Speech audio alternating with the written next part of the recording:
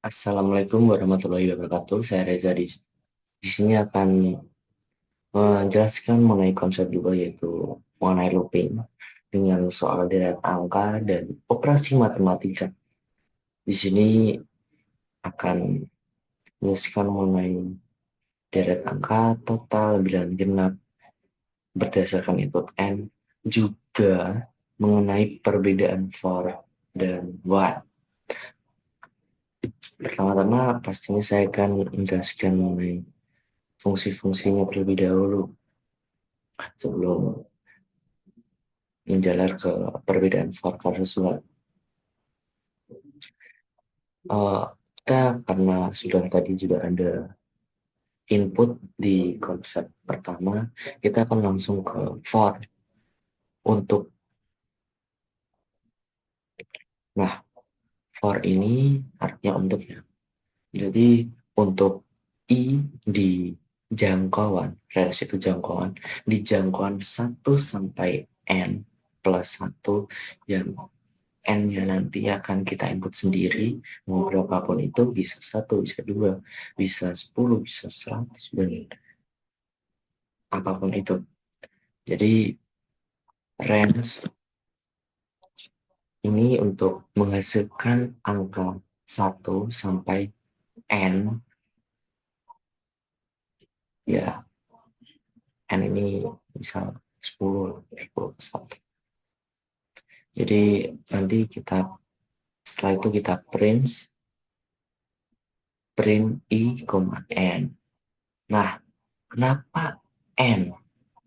Kenapa nggak langsung aja? Karena N ini membuat angka yang kita cetak nanti memiliki baris yang sama, jadi satu baris. 1,2,3,4 dan seterusnya. Enggak satu, terus bawahnya 2, bawahnya 3. Jadi enggak vertikal, jadi kita buat horizontal gitu.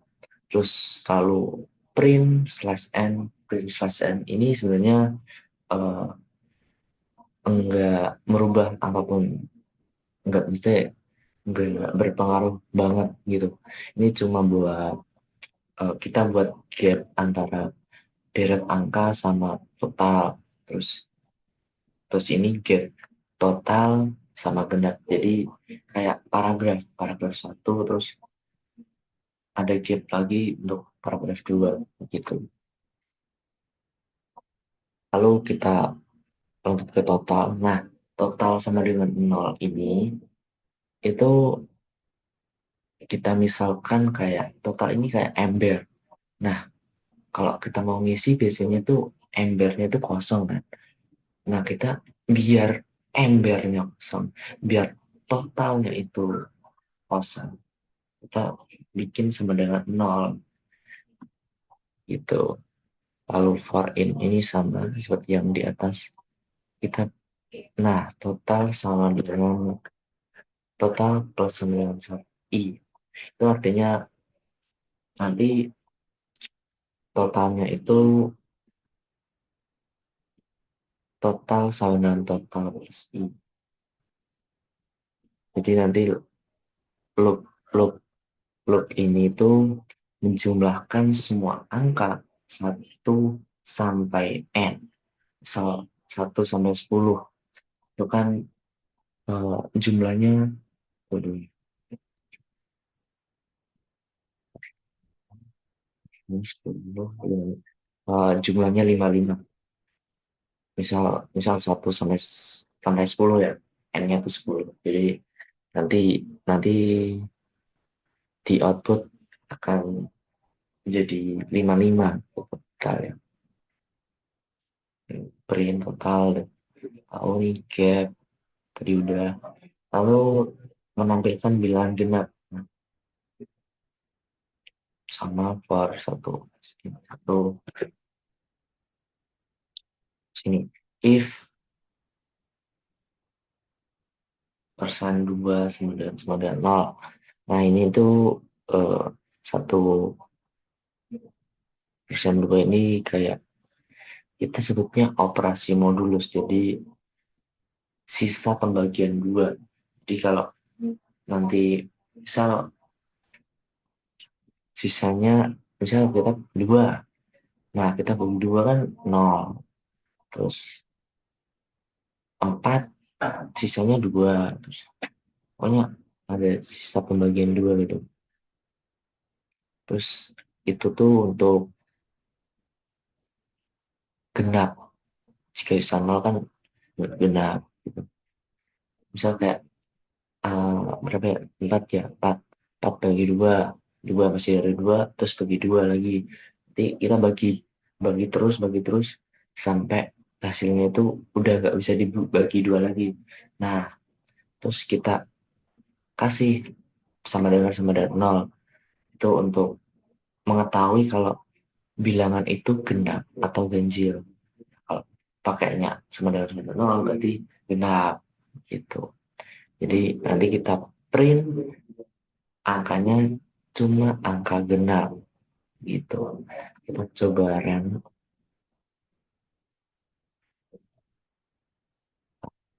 isi yang udah tahu kita totalnya itu 55 10. Nah, dalam angka dari 1 sampai 10. Satu, 2, 3, 4 sampai 10. Lalu totalnya, oh tadi udah bener ya, 55.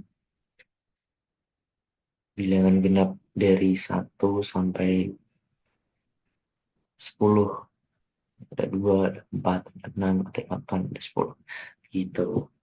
Lalu kita close aja. Apa sih perbedaan for dan while begitu? For sebenarnya for ini cocok untuk program yang perulangannya udah kita tahu gitu. Misal, ya kalau ini kan n-nya kita tahu mau berapa ya.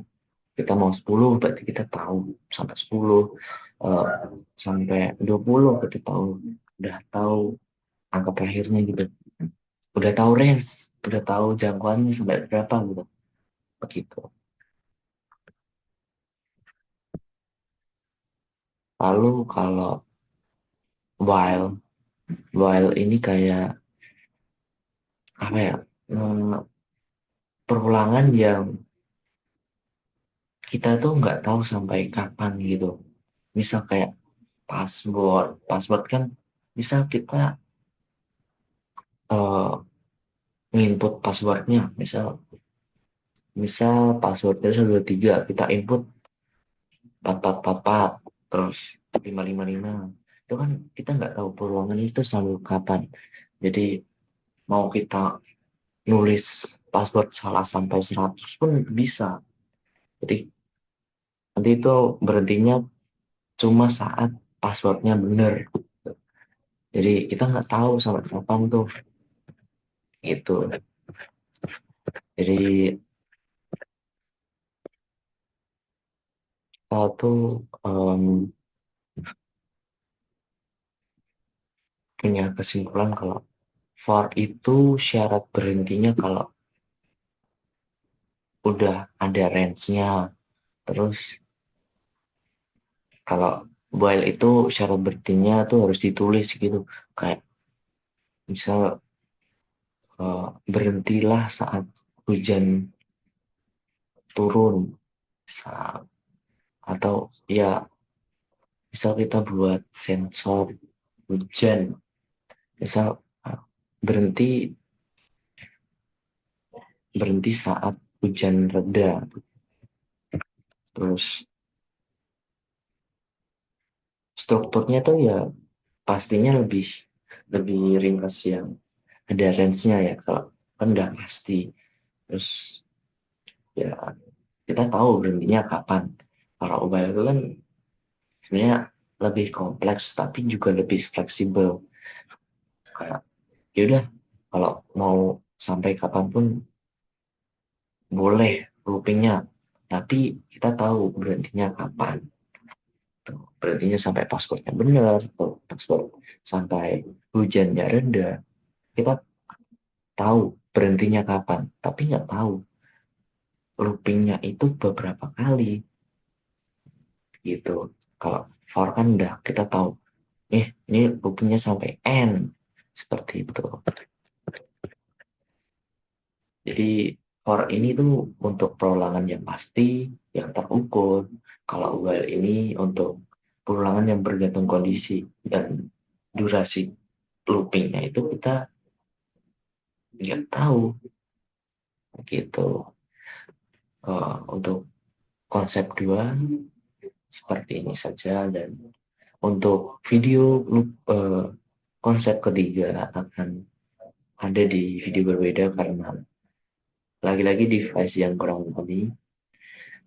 Saya Reza, saya berdiri dan sampai bertemu di konsep ketiga.